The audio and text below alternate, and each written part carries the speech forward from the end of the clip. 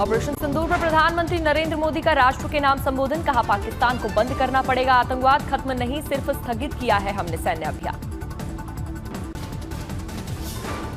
PM Modi बोले, पाकिस्तान से बातचीत सिर्फ पीओके और आतंकवाद पर होगी। कहा, पाक ने आतंकवाद का रास्ता नहीं छोड़ा तो सख्त कार्रवाई।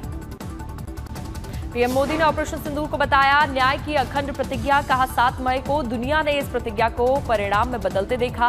सेना ने आतंक के ठिकानों पर सटीक प्रहार किया। ऑपरेशन सिंदूर न्याय की अखंड प्रतिज्ञा है। आतंक के खिलाफ पाकिस्तान को पीएम मोदी की 2 टूक। कहा, टेरर और टॉक, टेरर और ट्रेड एक साथ नहीं चल सकते। पानी और खून भी एक साथ नहीं बह सकता। और टॉक, टेरर और टॉक एक साथ नहीं हो सकते। पीएम मोदी ने भारत की तीनों सेनाओं को बताया अलर्ट। कहा, ऑपरेशन सिंदूर ने एक नई लकीर खींच दी, हमला हुआ तो मुंहतोड़ जवाब देंगे। पीएम के संबोधन पर रक्षा मंत्री का बयान। टेरर पर प्रधानमंत्री ने रुख कर दिया है साफ। भारत पाकिस्तान के डीजीएमओ के बीच सोमवार को बातचीत हुई। बॉर्डर पर गोली नहीं चलाने और सैनिकों की संख्या घटाने पर सहमति। ऑपरेशन सिंदूर पर केंद्रीय गृह मंत्री अमित शाह ने ट्वीट कर लिखा, राष्ट्र हमारे सशस्त्र बलों की वीरता को सलाम करता है जो हमारे दुश्मनों के विध्वंसक और भारत की ढाल है। ऑपरेशन सिंदूर के तहत पीएम मोदी के संबोधन पर बीजेपी अध्यक्ष नड्डा ने ट्वीट कर लिखा, पाकिस्तान और आतंकवाद के खिलाफ भारत की अटूट प्रतिबद्धता को दर्शाता है। ऑपरेशन सिंदूर को लेकर बीजेपी की राष्ट्रव्यापी तिरंगा यात्रा। ऑपरेशन सिंदूर की उपलब्धियां बीजेपी देश भर में बताएगी। ऑपरेशन सिंदूर पर आज से 23 मई तक 10 दिवसीय यात्रा की योजना। ऑपरेशन सिंदूर की उपलब्धियों के बारे में आम लोगों तक पहुंचने के लिए तिरंगा यात्रा वरिष्ठ बीजेपी नेता और मंत्री यात्रा का करेंगे नेतृत्व। वरिष्ठ नेता समित पात्रा, विनोद टावरे, तरुण चुग और दूसरे समन्वय करेंगे। प्रधानमंत्री नरेंद्र मोदी के संबोधन पर राज्यसभा सांसद कपिल सिब्बल की आई प्रतिक्रिया। ट्रंप के सीजफायर कराने का क्रेडिट लेने पर पीएम की चुप्पी पर उठाए सवाल। प्रधानमंत्री नरेंद्र मोदी के संबोधन पर बोले जेडीयू नेता राजीव रंजन। कहा, पीएम का पाकिस्तान को साफ संदेश, टेरर और टॉक एक साथ नहीं।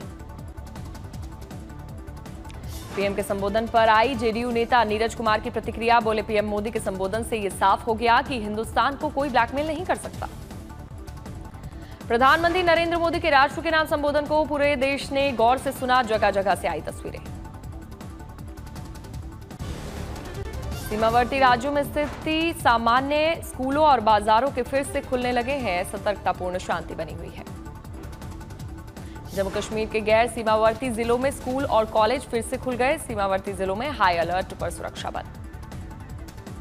उत्तर प्रदेश में जाति जनगणना पर राजनीति। जाति जनगणना पर केंद्र के कदम के बाद यूपी में जातिगत राजनीति ने नया मोड़ लिया। ओडिशा के 5 दिवसीय दौरे पर आरएसएस प्रमुख मोहन भागवत संगठनात्मक बैठकों और प्रशिक्षण सत्रों की अध्यक्षता करेंगे। भागवत आज सीजीआई जस्टिस खन्ना का आखिरी दिन। बुधवार को जस्टिस वीआर गवई के रूप में भारत को पहला बौद्ध सीजीआई मिलेगा।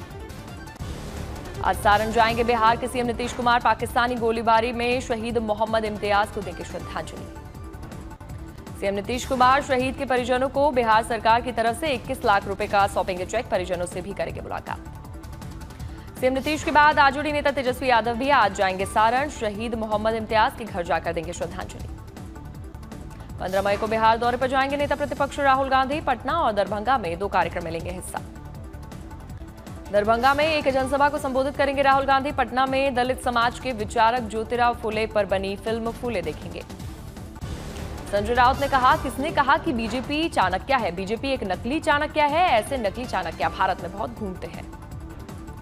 नागपुर में आरएसएस मुख्यालय समेत संवेदनशील ठिकानों पर पुलिस की मॉक ड्रिल, रूट मार्च भी निकाला गया।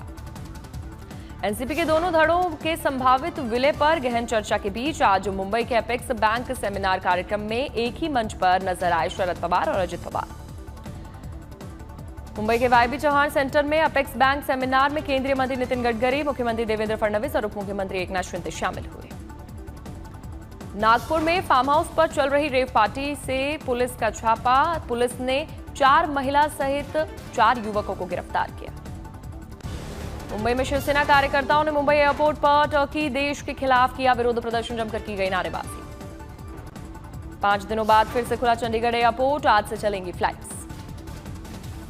देश भर में ऑपरेशन सिंदूर की गूंज, कानपुर में दंपति ने अपनी बेटी का नाम रखा सिंदूरी। झारखंड मुख्यमंत्री के आवास की तैयारी, हेमंत सोरेन और उनकी पत्नी कल्पना सोरेन ने रखी पहली ईंट। इंदौर में इंटरनेशनल होलकर स्टेडियम को बम से उड़ाने की फिर से मिली थी धमकी, 3 दिन में 2 बार मिल चुकी है धमकी। मुंबई में एकनाथ शिंदे ने army, coast guard, navy, disaster management समेत सभी जरूरी एजेंसियों के साथ की बैठक, अलर्ट रहने के दिए निर्देश। बैठक में सीएम देवेंद्र फडणवीस भी मौजूद रहे, कहा पीएम मोदी और सेना को बहुत बधाई, जिस तरह का पराक्रम सेना ने दिखाया वो कमाल का था। सोलापुर में सांसद प्रणीति शिंदे ने कहा, भारतीय सेना की तीनों शाखाओं के अधिकारियों ने बहादुरी से काम किया, इसमें राजनीति को बीच में नहीं लाना चाहिए। सांसद प्रणीति शिंदे ने कहा, मेरा मानना है कि आज वास्तव में हमारी जीत है, पाकिस्तान को आत्मसमर्पण कर देना चाहिए। मुंबई में संजय राउत ने उठाए सवाल, पूछा ट्रंप को यह अधिकार किसने दिया कि वो कश्मीर मामले पर बोले। राष्ट्रपति और प्रधानमंत्री को भेजी जाएगी मुजफ्फरपुर की शाही लीची, गुणवत्ता और स्वाद को बनाए रखने के लिए की जाती है बगीचे की विशेष देखभाल। जिन बागों से लीची भेजी जाती है उनकी साल भर देखभाल करती है वैज्ञानिकों की टीम, डीएम की अगुवाई में भेजी जाती है लीची। यूपी के सीएम योगी ने वाराणसी में काल भैरव और काशी विश्वनाथ मंदिर में की पूजा अर्चना, विकास परियोजना का किया निरीक्षण। यूपी में खरीफ फसलों के बंपर उत्पादन के लिए सीएम योगी ने बनाई नई रणनीति, किसानों की बढ़ेगी आमदनी।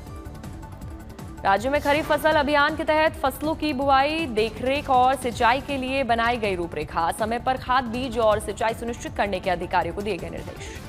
अमृतसर पुलिस ने हवाला गिरोह का पर्दाफाश किया, करीब 1 करोड़ की ड्रग मनी सहित 1 किलो हेरोइन बरामद। चंद्रपुर में जंगली हाथियों का आतंक, गांव में घुसे जंगली हाथियों ने खड़ी फसलों को तबाह किया। बद्रीनाथ धाम में हो रही हल्की बारिश, बारिश के बीच भी श्रद्धालु दर्शन को जाते दिखे। बिहार के रोहतास में सड़क हादसे में 4 लोगों की मौत, अनियंत्रित बस की चपेट में आने की वजह से हुआ पूरा हादसा। श्योपुर में कूनो नेशनल पार्क के खुले जंगल से निकलकर रिहायशी इलाके में पहुंची चीते का परिवार, वीडियो आया सामने। अलवर में दलित परिवार पर हमला करने वाला आरोपी गिरफ्तार हुआ, पुलिस ने निकाला इलाके में जुलूस। दरभंगा में दिन दहाड़े पिस्टल की नोक पर चोरी, चोरों ने किराना व्यापारी से करीब 3 लाख रुपए की लूट की।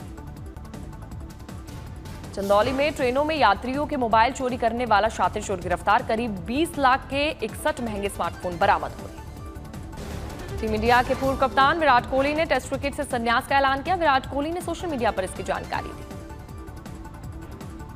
विराट कोहली ने लिखा, टेस्ट क्रिकेट में पहली बार ब्लू जर्सी पहने हुए 14 साल हो चुके हैं और इस फॉर्मेट में मेरी परीक्षा ली, मुझे आकार दिया और मुझे ऐसे सबक सिखाए जिन्हें मैं जीवन भर साथ रखूंगा।